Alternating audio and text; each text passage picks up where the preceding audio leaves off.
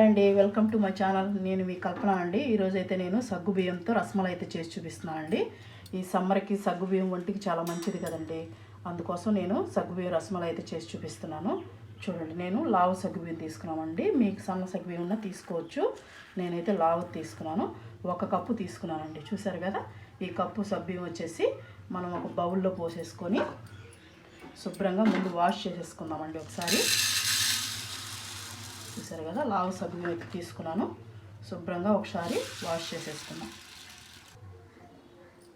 ఇప్పుడు శుభ్రంగా వాష్ చేసుకున్నాం కదండి. ఇప్పుడు మనం సగ్గు బియ్యం మునిగేంత వరకు వాటర్ పోసుకోవాలి. చూసారు కదా, ఇలాగా చూపిస్తున్నాం దగ్గర నుంచి. చూడండి, మనకి సగ్గు బియ్యం మునిగేంత వరకు వాటర్ పోసేసుకొని మనం ఒక మూత పెట్టేసి 1 గంట పక్కన పెట్టేసుకోవాలండి. గంట తర్వాత ఎలా నానే అనేది నేను చూపిస్తాను. చూడండి, 1 గంట తర్వాత నేను చూపిస్తున్నాను. నీళ్ళన్నీ ఎలా లాగేసిందో చూసారు కదా. ఇప్పుడు మనకి సగ్గు బియ్యం బాగా నానిపోయి ఉంటుందండి. చూడండి, నానిపోయి ఉంటుంది. ఇప్పుడు మనం దీన్ని ఒక బౌల్లో వేసుకోవాలండి. ఇలా ఒక బౌల్లో వేసేసుకొని చూసారు కదా, ఇలా వేసేసుకోవాలి. వేసేసుకొని ఇప్పుడు మనం బాగా దీన్ని పిసకాలండి.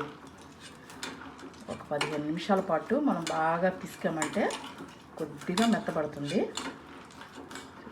బాగా కొంచెం గట్టిగా ప్రెస్ చేసి పిసకాలండి. పిసికిన తర్వాత మీకు చూపిస్తాను.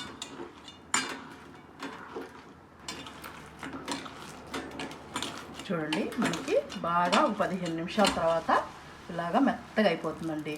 మనకు ఒకవేళ మీకు టైట్ అనిపిస్తే 1 స్పూను 2 స్పూన్ల వాటర్ వేసుకొని బాగా స్మూత్గా ఇలా కలుపుకోండి.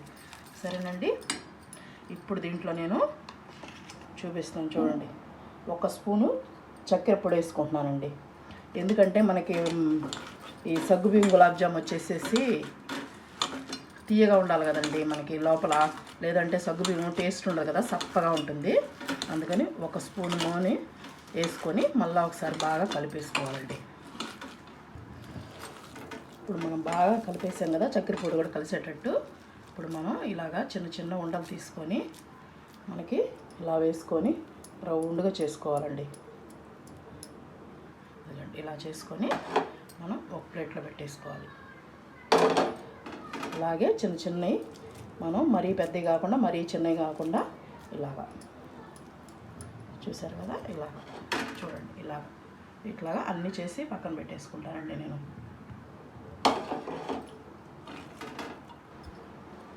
చూడండి, అన్నీ చేసేసుకున్నాను నేను. ఇప్పుడు ఈ పక్కన పెట్టేసేసి మనం ప్రాసెస్లోకి వెళ్ళిపోదాం. స్టవ్ అంటించేసుకొని ఒక బాండ్ అయితే పెట్టేసుకున్నానండి. పాలు అయితే పోసేసుకుంటున్నాను. ఒక 1/2 లీటర్ పాలు అయితే పడతాయండి.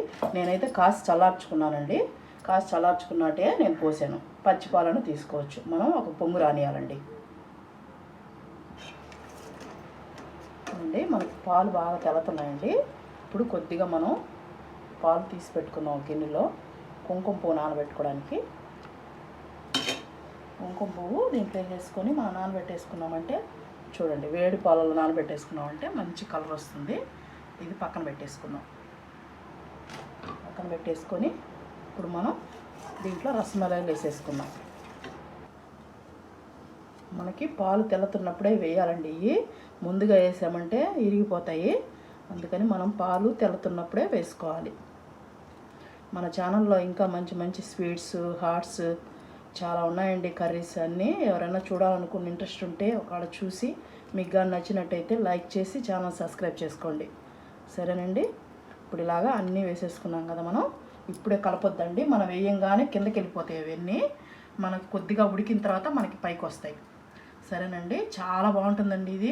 మనకి సమ్మర్లో సగ్గుబియ్యం ఒంటికి సెలవు కదా, చాలా హెల్తీగా మా బాడీకి కూల్ చేసేది, తొందరగా కూడా అయిపోతుంది మనకి. సరేనండి, బాగా ఉడకాలండి. ఇవి చూపిస్తాను మీకు బాగా పైకి వచ్చిన తర్వాత. చూడండి, మీకు చూపిస్తున్నాను నేను. అదిగోండి, చూడండి, దగ్గర నేను చూపిస్తాను. అసలు ఎట్లా ఉంటుందంటే స్పాంజీగా ఉంటుందండి. చూసారు కదా, అట్లా ఉంటుంది. పాలు కూడా మనకి చిక్కబడ్డాయి కదండి. ఇప్పుడు ఈ టైంలో మనం షుగర్ వేసేసుకోవాలి. చూసారు కదా, షుగర్ అయితే వేస్తున్నానండి. కొంచెం తగ్గించే వేసుకుంటున్నాను నేను, ఎందుకంటే మనం దాంట్లో వేసాం కదా. ఒక 3 స్పూన్లు అయితే సరిపోతుందండి. ఇప్పుడు మనం గంటి పెట్టకుండా ఇలా అనుకుంటా ఉంటే 1 నిమిషం 2 నిమిషాల తర్వాత మనకి చక్కెర బాగా కరిగిపోతుందండి. ఇలాగ పైకి తేలుతాయండి. బాగా మనకి కుక్ అయిపోయినాక సగ్గుబియ్యం పైకి తేలిపోతాయి. ఒక 2 నిమిషాల పాటు కుక్ చేసుకుందాం.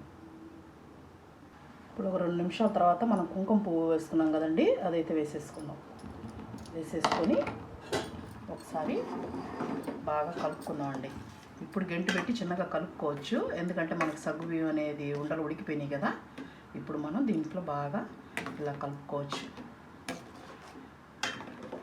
చూసారు కదా ఎలా తేలినాయో పైకి, ఇలా తేలిపోతాయండి.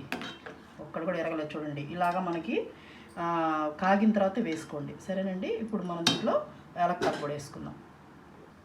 చూడండి యాలక్కాయ పొడి వేస్తున్నాను. దీంట్లోనే 1 స్పూను నెయ్యి కూడా వేసుకుందామండి. నెయ్యి కూడా లాస్ట్లో వేసుకుందామంటే మనకి సాగో రసమలై రెడీ అయిపోతుందండి.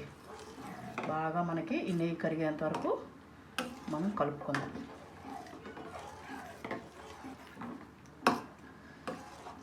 చూసారు కదా ఎంత బాగుందో, మనకి న్యాచురల్గా చూసారా ఎంత బాగుందో. మనకి నెయ్యి అనేది ఇంకొద్ది కరిగితే మనకి సరిపోతుందండి.